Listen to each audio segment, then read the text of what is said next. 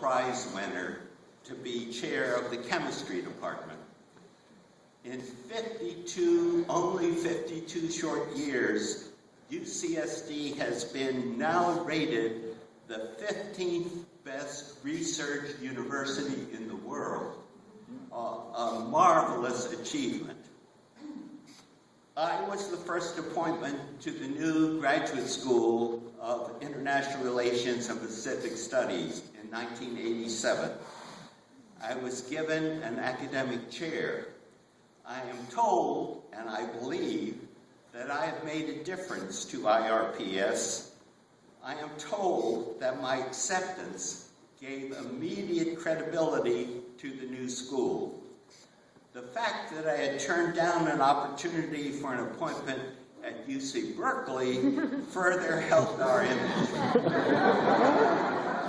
I also started the Korea Pacific program at IRPS, a very successful program. In recognition, an academic chair at UCSD that bears both my name and Sally's name was created in our honor, and the holder of that chair, Steph Haggard, is here today. I have similar feelings about my contribution to the board of PriceSmart. I believe I contribute value added to managing the company. I was present at its birth, helped it through its difficult adolescence, and now during its thriving young adulthood. My colleagues are congenial and hardworking, and the management is excellent. It continues to be a wonderful experience for me. PriceSmart is a company with a strong moral compass. However, even good things must come to an end. I will not stand for election to the board next year, and I will become emeritus again. My interviewer might ask further, how about your professional research and writing and your teaching? What impact did that have on anything? I was told, and I believe, that the short book that I did at Brookings called Sequel to Bretton Woods paved the way for the United States adopting a flexible exchange rate during the Nixon administration. Also, a host of people in Asia, where I was better known than in the United States, told me that my writing and my lecturing on economic cooperation in the Pacific Basin was a major factor in their thinking on the subject. I am credited with furthering economic reform in South Korea. Last year, I was invited to a conference in Seoul that brought attention to my contributions to Korea. Even today, I am approached by people who were once my students and thanked for helping them understand the international economy. One of my students was the keynote speaker at the conference in Korea last year. My interviewer might change the subject and ask, what do you think of Congregation Beth Israel? When Sally and I moved to San Diego, we had no blood relatives in the area. We had a few existing friends and some new colleagues at UCSD. While hesitant at first, we finally and fully embraced CBI as our family. The Chavurah, to which we belonged for 2 decades, contains our closest friends, the Volskys. We provide comfort and support for each other. I also treasure as friends the members of the Men's Club Board, the wonderful group of CBI members and clergy with whom we traveled to Israel, and the marvelous people who George Wise and I interviewed and worked with for the History Project. And this minyan, which became part of our life and became close family to us. You have shared our joys, and we have shared yours. However, she might add the question, how about your spirituality? Do you believe in God? I've spent a great amount of time thinking about this. I've embarked on a spiritual journey that I'm still traveling. When I was a young boy, I kept looking for a burning bush that did not turn to ashes. I wanted to see God. I wanted to hear God. I wanted a personal relationship with God. When I grew older, I gave up childish ways. I no longer accept an Aristotelian view of God, an all-knowing, compassionate, and all-powerful or vengeful God. While it is convenient to think and speak of God in personal terms, as the only form of discourse with which we're truly comfortable, still, I do not believe in an anthropomorphic God. I know I have free will, but I am unsure whether God directly impacts my life. Jewish theologians do not dwell on the nature of God. Rather, they focus on the question, what does God want from me? My answer is drawn from ethical monotheism. Rabbi Michael Sachs introduced me to the writings of Hermann Cohen, of which he spoke last night, a German writing in the 19th century. He described ethical monotheism as a God concept that encompasses morality, and Judaism is the best religion to promote morality. In the Yom Kippur service, Rabbi Burke said that it matters less whether you believe in God and more what you do with that belief.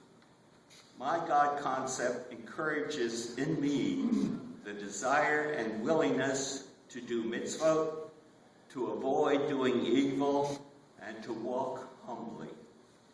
I go to Torah studies to learn, to better understand myself, and attempt to learn how to make my life more purposeful and not to become closer to God. Judaism, to me, is a way of life. Scholars believe that cognitive reasoning cannot be totally separated from emotion. So it is with me. My Judaism goes beyond intellectual constructs. It is emotional. One cannot love a God concept. Love is an important part of my religious beliefs. I love the Jewish people, this congregation, and particularly this minyan.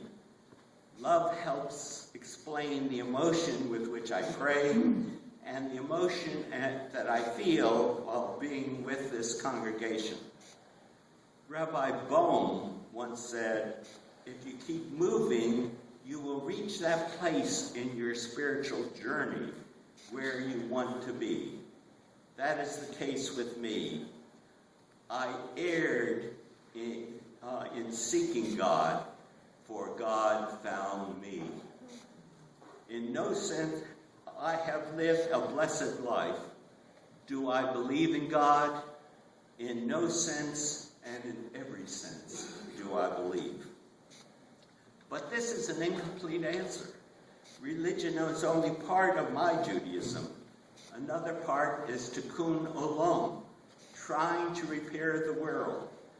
That is part of the reason why I chose macroeconomics as my career. I do believe that proper macroeconomic policy can have a very positive effect on people's lives. I have enough chutzpah to believe that in a small way I have contributed. Also, I recognize that Jewish public space is a necessary part of Judaism. While I personally could not do Aliyah to the state of Israel, as I am an American to my very core, I believe that the state of Israel is essential to sustaining Jewish life. I am committed to helping protect Jewish public space in the land of Israel. I feel truly blessed. I have a devoted and loving wife of 59 years. I have loving and respectful children, and Sarah is loving as well. When Sally was in a coma some years ago, I vowed that if she would survive, I would devote my remaining life to doing mitzvot and trying to be a mensch. My God concept points me in that direction. My interviewer might ask in conclusion, tell me, are ye Ben Pinchas, Ben Herschel, Ben Aharon, Valea? Now that you are Bar Mitzvah, what do you want to be when you grow up? Clearly, I want to continue to be a loving husband, a devoted father, and brother as well. But what else? As I learned from studying both Chinese Tai Chi and Judaism, I try to live my life with intent.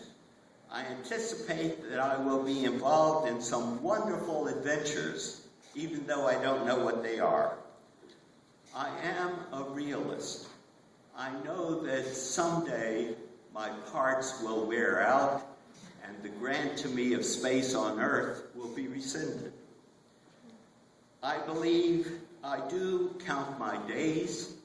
I believe that time is holy, but it matters less to me how much time I have left and more what use I make of that time. My journey continues. Challenges and goals lay ahead. I will establish new and meaningful and achievable goals for myself. I look forward to sharing in this life of the Minyan and having you share in mine. I have reason to believe that the Krause family is Kohanim. I am pleased to invoke God's blessing in the ancient way with love for all of you.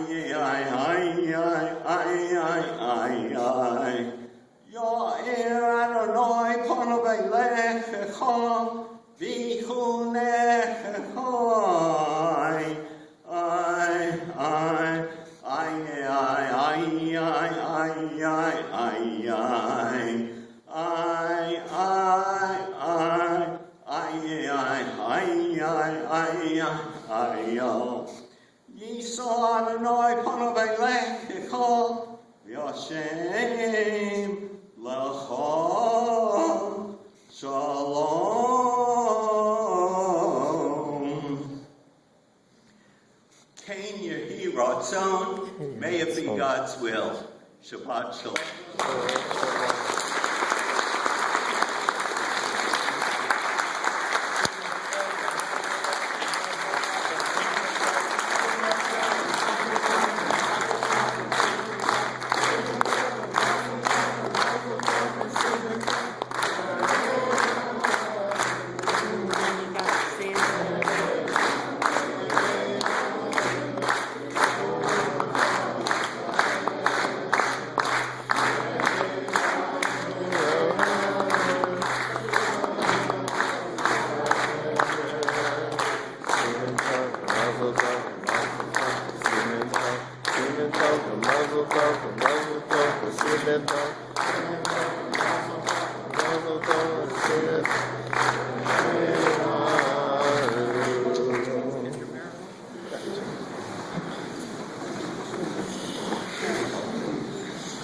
I'd like to call upon Kenner Merrill